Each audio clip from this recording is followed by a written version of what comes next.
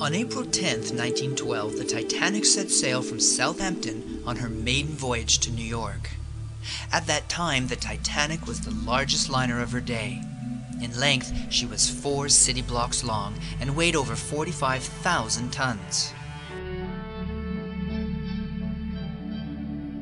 There were about 860 people working aboard the Titanic, and she could accommodate 2,500 guests. Not only was the Titanic the largest, but she was also the most luxurious ship of her time. And at about 11:40 p.m. on April 14th, 1912, she would hit an iceberg about 400 miles off Newfoundland, Canada. And less than 3 hours later, would plunge to the bottom of the sea, taking more than 1,500 people with her. Captain Edward John Smith came aboard the Titanic at 7 a.m. and went immediately to his cabin to get the sailing report from Chief Officer Henry Wilde. During the voyage, Smith normally took meals at a small table in the dining salon or in his cabin, attended by his personal valet, Arthur Peyton. On the night of April 14th, however, he attended a dinner party held in his honor by George Widener and his family. Here we can see the lifeboats, of which there were only 20 with a capacity of 50 people each, far too few to save everyone. And even then, 4 lifeboats were destroyed in the panic of their launch.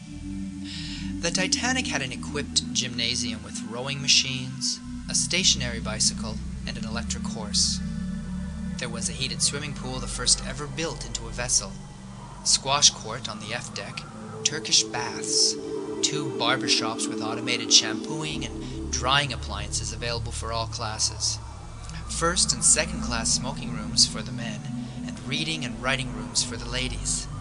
There was a first and second class library, a 10,000 square foot first class dining salon, an authentic Parisian cafe with French waiters, a veranda cafe with real palm trees, and a piano in third class common room salon, which was a luxury for its day.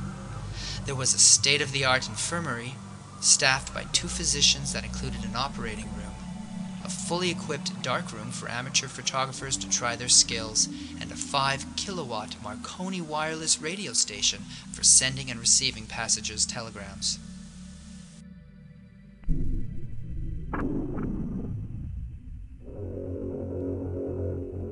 The Titanic provisions list was immense, with over 75,000 pounds of fresh meat, 11,000 pounds of fresh fish, 7,500 pounds of bacon and ham, 25,000 pounds of poultry and game, 40,000 eggs, 40 tons of potatoes, 3,500 pounds of onions, the same for tomatoes, and 800 bundles of fresh asparagus.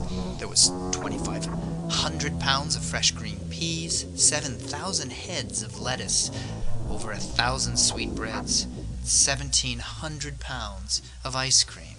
The list goes on and on.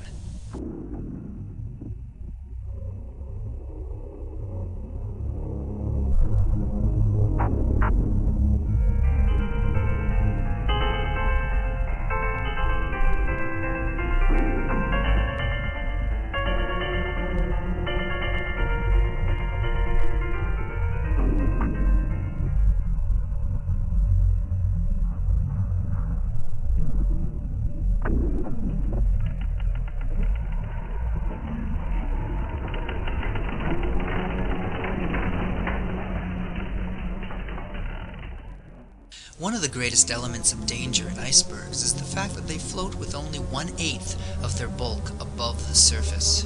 As to the shape of the submerged portion, a ship captain can make no guess. His only means of safety is to give the floating terror as wide a berth as possible. On the dark, moonless night in April, the Carpathia raced 58 miles through a North Atlantic ice field in response to the distress call of White Star's RMS Titanic. Although she arrived on the scene after Titanic floundered, she rescued all 705 survivors in Titanic's lifeboats and returned them to New York.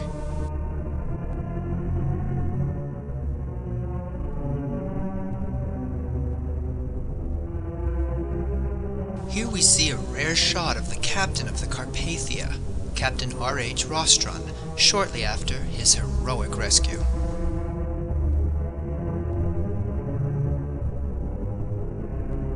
Public sentiment with regard to the Titanic disaster was reflected in the prompt action of the United States government.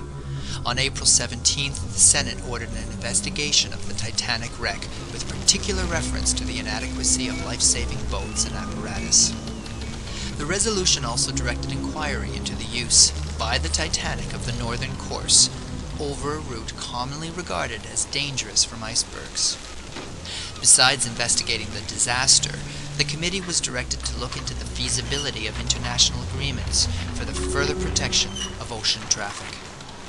Here we see some raw footage of Marconi, the inventor of the wireless. His achievement was to produce and detect waves over long distances, laying the foundation for what today we know as radio.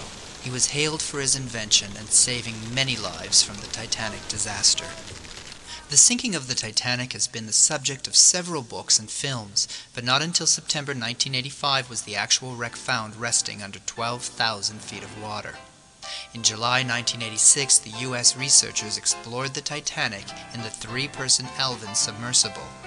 The following year, a controversial French salvage effort retrieved dishes, jewels, currency, and other artifacts which were exhibited in Paris in September 1987.